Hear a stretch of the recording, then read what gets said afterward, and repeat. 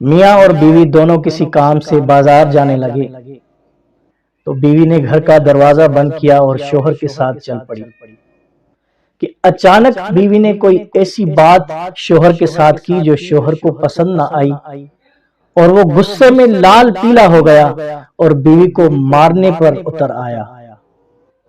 بیوی بیچاری چپ چاپ مار کھاتی رہی، برداشت کرتی رہی۔ آخرکار شوہر بیوی کو مار مار کر جب تھک گیا تو بیوی پھر کچھ بولی اور پھر کچھ بولنے پر شوہر غصے میں آ گیا اور اس بار کپڑے کے ساتھ بیوی کا گلہ دبانا شروع کر دیا۔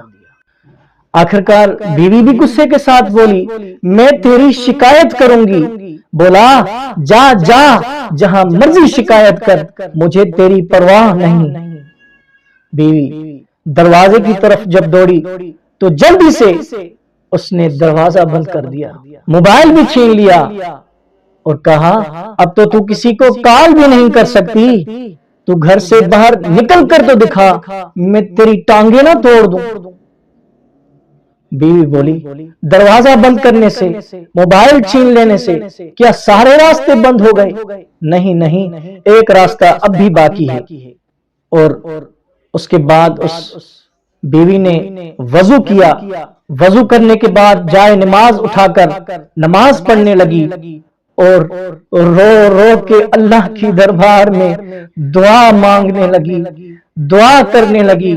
تو اس پہ شوہر نے کہا، تو میری شکایت اللہ سے کر رہی ہے، میرے لیے بد دعا کر رہی ہے۔ بیوی نے کہا، نہیں نہیں میاں، نہیں نہیں میاں، میں آپ کے لیے بد دعا کروں؟ میں اتنی نادان اور احمق بھی نہیں ہوں۔ میں تو بد دعا کر رہی تھی اس شیطان کے لیے جس نے آپ کو غصہ دلایا۔